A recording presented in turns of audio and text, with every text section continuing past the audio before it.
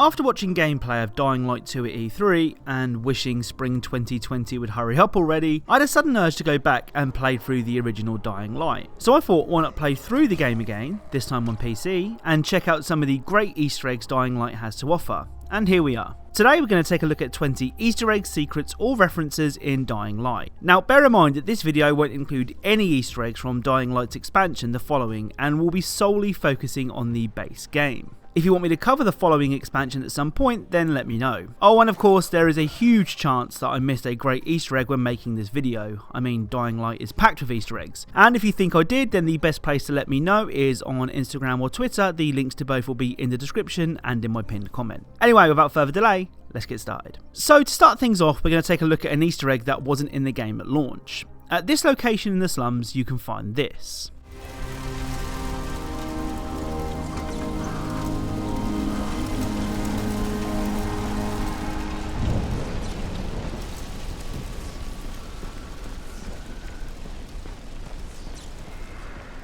So if you weren't aware, this mural is a tribute to legendary movie director George Romero. Romero, who passed away in 2017, was considered the father of the zombie film and directed classic zombie movies like Night of the Living Dead and Dawn of the Dead. Sticking with cinema now, though this one is a little debatable. During the pit mission you can find this.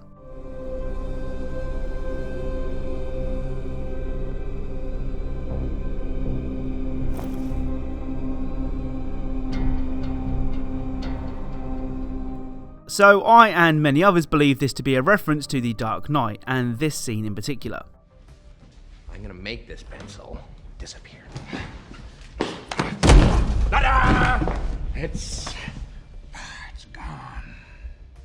I mean, it's pretty vague, but at least you got to see that awesome scene from the movie. Seriously though, I'd love to know what you think about this one. Up next is a reference to a TV show, which itself is a spin-off of a movie, which was based on a book.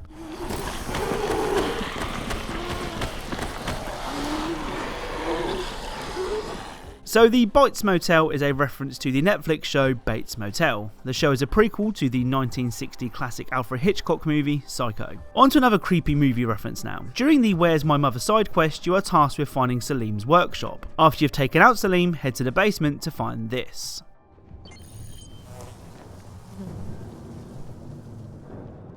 So whilst this pot of lotion in a basket may seem like nothing at first, this is actually a reference to this scene from Silence of the Lambs. You already know that. Now it places the lotion in the basket. What the lotion in the basket? Very subtle. One final reference to the world of TV and film can be found just outside of Crane's room at the tower in the slums.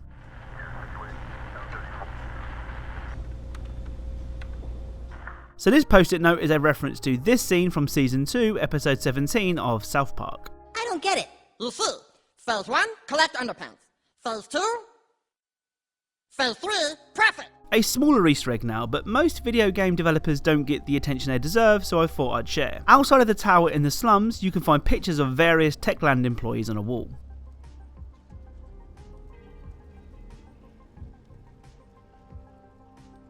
Now, I'm not sure if this next clip is an Easter egg or just an example of great environmental storytelling. At this location in the slums, you can find this.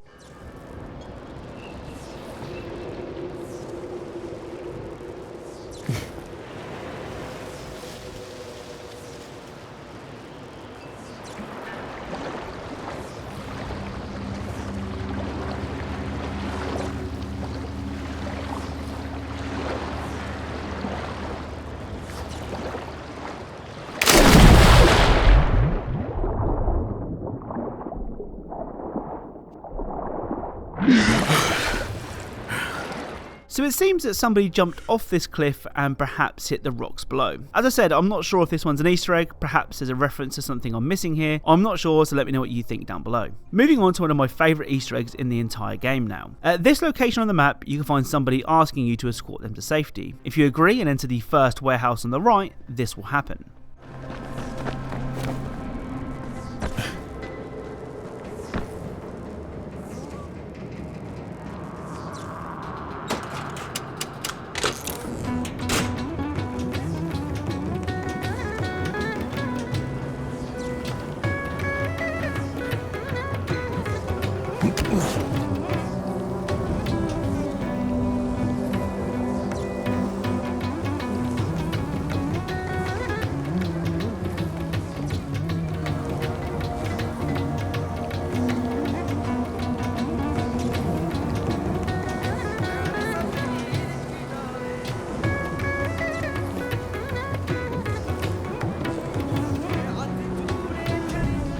Dying Light certainly isn't shy about referencing other video games. At this location on the map, you can find a cave with a special message.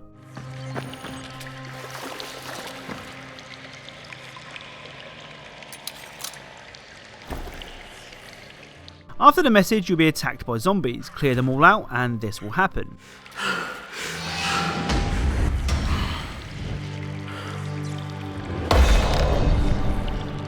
So this cave and the messages are a reference to a popular exploit found in the original Destiny. Known as the Loot Cave, it allowed players to farm loot by killing enemies that would endlessly respawn. The next video game to get the Dying Light reference treatment is Zelda. If you complete Dawood's side quest before going to Old Town, you can find his son in the sewers holding this.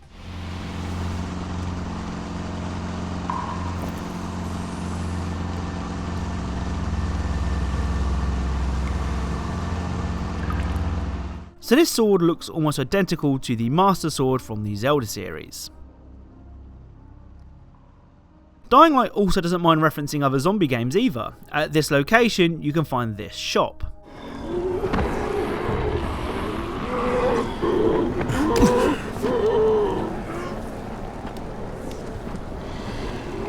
So this obvious pun is a reference to Valve's Left 4 Dead. The next zombie game related Easter egg is a little more in depth. During the broadcast mission, you will find yourself on top of a very tall tower. Instead of heading down the tower, use the zipline that I do. Follow the path down and stick to the wall on your right. Once you've reached the end of the path, you can find this.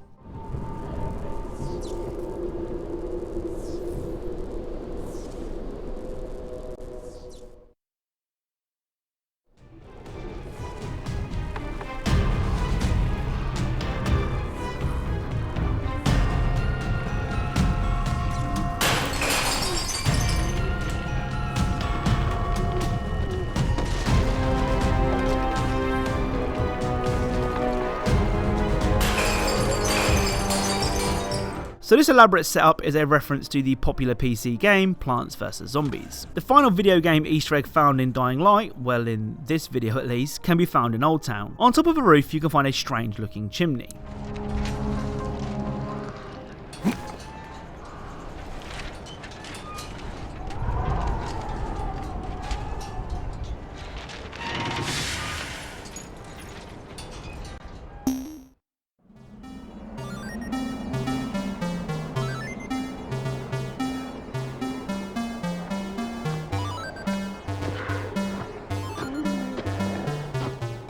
So this area is a recreation of World 1-1 from the original Super Mario Bros. There's even a secret hidden within this secret. After the fourth warp pipe, you can find this.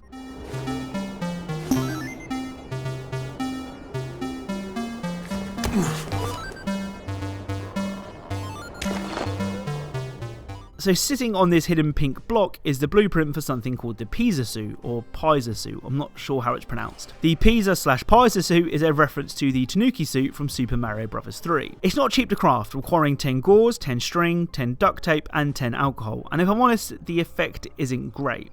Take a look.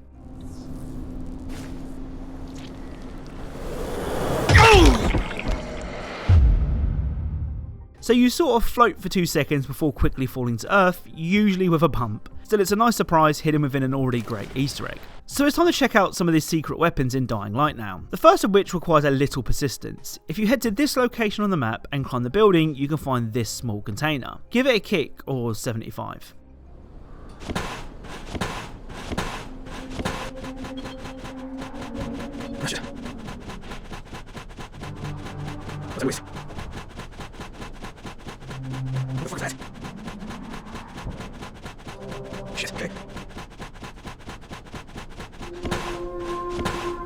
Okay, it's done. And what do you get for your troubles? A weapon called the Korek Machete. The name Korek is the nickname of Techland's optimization lead. The machete is very good, all the way up to level 20 or so, and is generally a one-hit kill on normal infected. It only requires 10 alcohol and 20 metal parts to craft, so it isn't overly expensive, but cannot be repaired once broken. So not only is it a cool Easter egg, it's actually a useful weapon. Also, I like how the weapon description describes what it's like actually being part of the dev team on a game.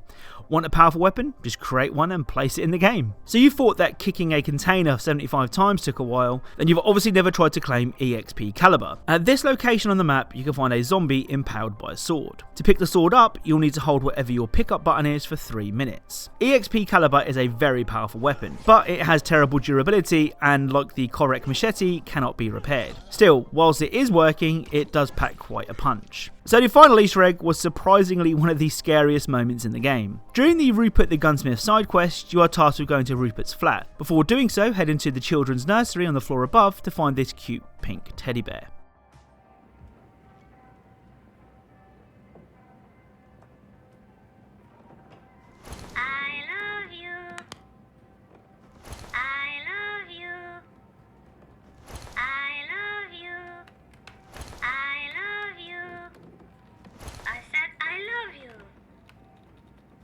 Leave me alone. Don't touch me. Stop it.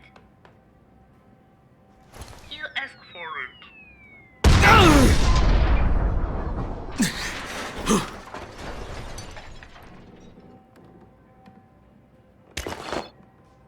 So that's it. That's 20 Easter eggs, secrets or references in the fantastic Dying Light. If you enjoyed this video, then a like is really appreciated. If you think I've missed something, be sure to let me know. Instagram or Twitter is the place to do so. Thank you all very much for watching, and I'll speak to you all soon.